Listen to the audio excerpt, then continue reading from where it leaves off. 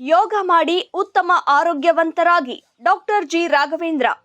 ಮಾನ್ವಿ ನಗರದ ಸರ್ಕಾರಿ ಹಣ್ಣಿನ ತೋಟದಲ್ಲಿ ಮೌನಮಿತ್ರ ಯೋಗ ಸಮಿತಿ ಮಾನ್ವಿ ವತಿಯಿಂದ ಹಮ್ಮಿಕೊಂಡಿದ್ದ 21 ದಿನಗಳ ಉಚಿತ ಯೋಗ ಶಿಬಿರದ ಸಮಾರೋಪ ಸಮಾರಂಭವನ್ನು ಯೋಗಗುರು ಮೌನೇಶ್ ಪೊತ್ನಾಳ ಹಮ್ಮಿಕೊಂಡಿದ್ರು. ಡಾಕ್ಟರ್ ಜಿ ರಾಘವೇಂದ್ರ ಇವರು ಈ ಸಂದರ್ಭದಲ್ಲಿ ಮಾತನಾಡಿದರು.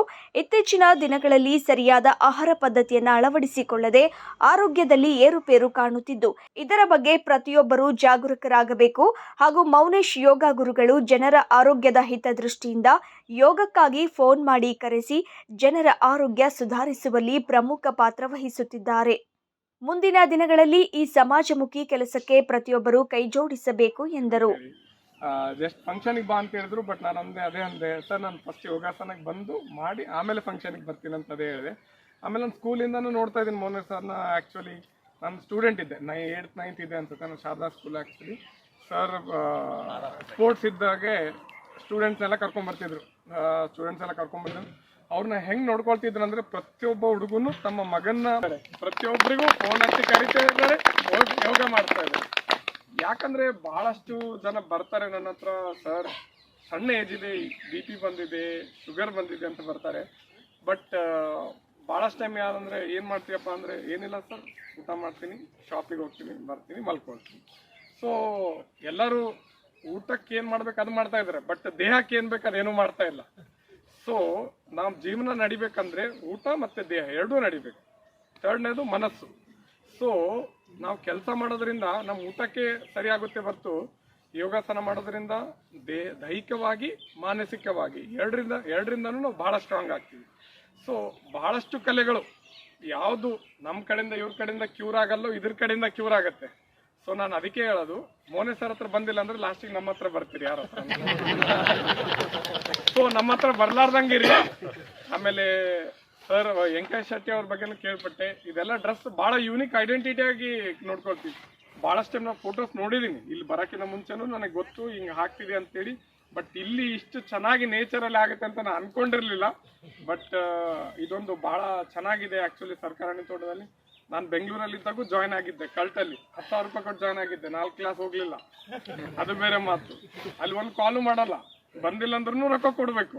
ಬಟ್ ಇಲ್ಲಿ ಕಾಲು ಮಾಡ್ತಾರೆ, ರೊಕ್ಕನೂ ಇಸ್ಕೊಳ್ಳಲ್ಲ, ಚೆನ್ನಾಗಿ ಕಲಿಸ್ತಾರೆ, 4 ಜನ ಮಿತ್ರರು ಪರಿಚಯ ಆಗ್ತಾರೆ. ಇದು ಭಾಳ ಜನ ನೋಡ್ತೀವಿ, ಕ್ಯಾಸ್ಟ್ ನೋಡೋದಿಲ್ಲ, ರಿಲಿಜನ್ ನೋಡೋದಿಲ್ಲ, ಎಲ್ಲರಿಗೂ ನಮ್ಮವರನ್ನಂತ ಕರಿತಿದಾರಲ್ಲ. ನಿಜವಾಗ್ಲೂ ಮೋನೆ ಸರ್ ನಿಮ್ಮದು ಆ್ಯಕ್ಚುಲಿ ಏನು ಆಸಕ್ತಿ ಇದೆ ಇದು ಇನ್ನೂ ಜಾಸ್ತಿ ಆಗಲಿ. ನಮ್ಮೆಲ್ಲರ ಕಡೆಯಿಂದ ಏನೇನು ಸಾಧ್ಯತೆ ಇದೆ ಎಲ್ಲರೂ ಹೆಲ್ಪ್ ಮಾಡೋಣ ಅವರಿಗೆ. ಥ್ಯಾಂಕ್ ಯು, ಧನ್ಯವಾದಗಳು. ಪ್ರತಿನಿತ್ಯ ನಮ್ಮ ದೈನಂದಿನ ಚಟುವಟಿಕೆಗಳಲ್ಲಿ ಯೋಗಾಭ್ಯಾಸ ಅಳವಡಿಸಿಕೊಂಡಾಗ ಮಾತ್ರ ಉತ್ತಮ ಆರೋಗ್ಯವನ್ನ ಕಾಪಾಡಿಕೊಳ್ಳಲು ಸಾಧ್ಯ. ಯೋಗ ಮಾಡುವುದರಿಂದ ಆರೋಗ್ಯಯುತ ಜೀವನ ನಡೆಸಬಹುದು.